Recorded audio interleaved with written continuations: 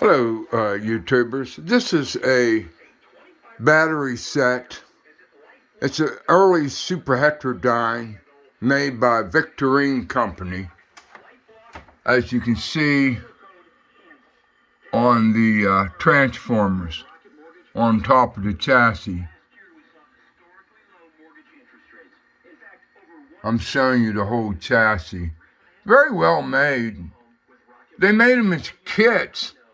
And this one was so well made it almost looks like it was made in a factory. I don't know if it's factory made. If it is, I don't know what model this victoreen is. There's 3 controls, as you can see, with the white arrows, and I just adjust them to where I can pick up the stations okay. This battery holder in the back, that's my C-bias battery, 3.5 volts. The dials work, and of course the radio will pick up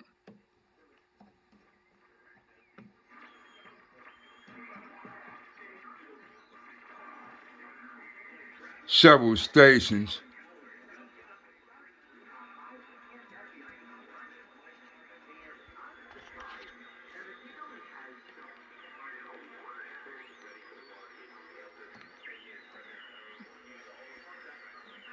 I'm getting a little bit of oscillation here.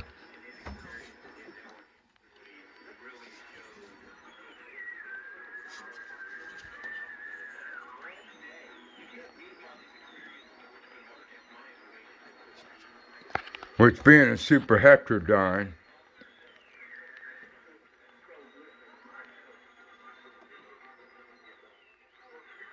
it really shouldn't do that, but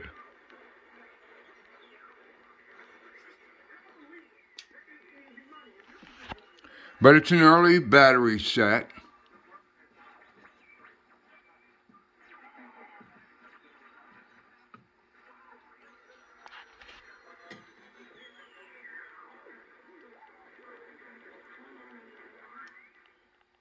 It could be made between 1923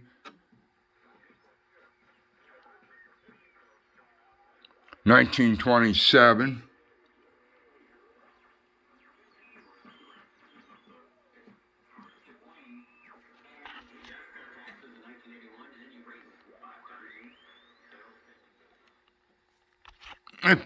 It picks up several radio stations.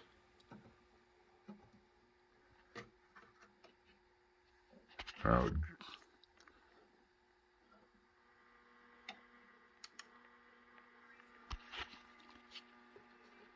I don't really know how to tune this set.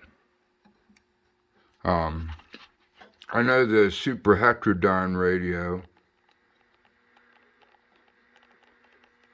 of today, or even back when they made real radios, they would have an RF front end,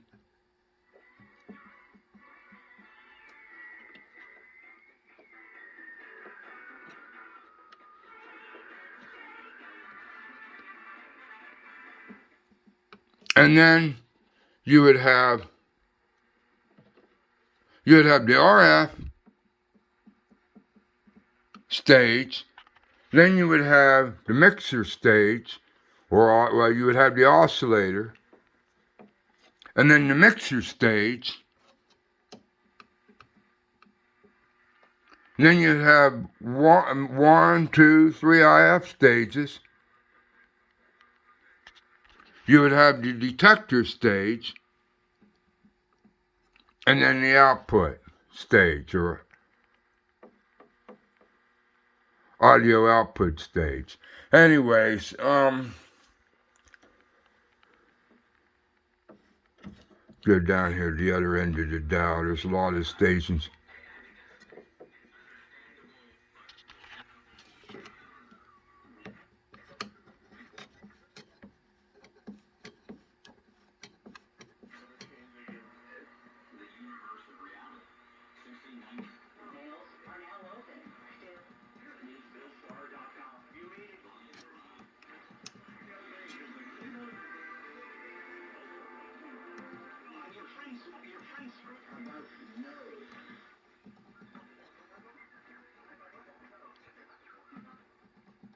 Anyways, it picks up quite a few stations. Like I said, I really don't know how to really tune the radio set. Like I said, I found a lot of information on it as a Super Hetrodyne victoreen, but the articles I read doesn't really show you what these potentiometers are and how to adjust them. Some of them were in they always had three controls. I've seen some where they were inside of the radio, and I've seen others where they were out here on the front plate. Now, whoever built this decided to put the knobs, or I mean the potentiometers on the chassis. I do know that they adjust the filaments on some of these tubes, but the way the circuit is set up, I don't know which is RF, which is IF, which is detector. I'm assuming these two tubes here by these transformers would have to be the output. If anybody knows any information or can fill me in by looking at this chassis and tell me, that'd be okay. I know this is the antenna input, and in order to really make it work right, I had to put it on a loop, and I had an extra Zenith wave magnet, so I connected it up to this radio, and it does allow it to pick up radio stations. So anyhow, this ends the video. I'm going to put it on my YouTube channel. Anybody who's got any questions or have any answers about it, they can let me know. It's not perfect. Like I said, somehow they got some paint on here. But it came that way, and I'm leaving it alone. I don't know why that happened, but I get around to messing with it, then I can harm it. It looks like it might be water had gotten into it, made it turn white for some reason. Some of these finishes, if they have water damage, that's what happens. I forget what they called the cloth. I think it was called magic cloth or something. But I had a wind-up phonograph that had this same stuff, and I was able to rub it out. If anybody knows what that cloth was, whether or not it was magic cloth or something, I have no idea. But if somebody knows, put it in my comments. I'd deeply appreciate it. This is cool. This is a headphone jack where you can add multi-headphones. This is the only output that I have. There's nowhere else on the radio that gives me indications of where the speaker jacks are. It has to be here in the front. And I'm running it off of a Acme reproducer. So that's the speaker that you was listening to. And I've already showed my radio room with all my other radios. There's some of them here. Some of my floor models.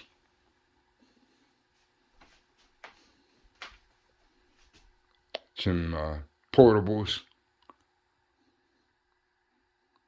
I'm going to do a video on this one and show it on YouTube too one of these days when I get around to it. That's a Federal, built like a tank. It really works really well, and I have a horn on it. I forget what company it is. Is it Westinghouse? I think it might be. Anyways, I think it's Westinghouse radio speaker. But anyways, this concludes the video.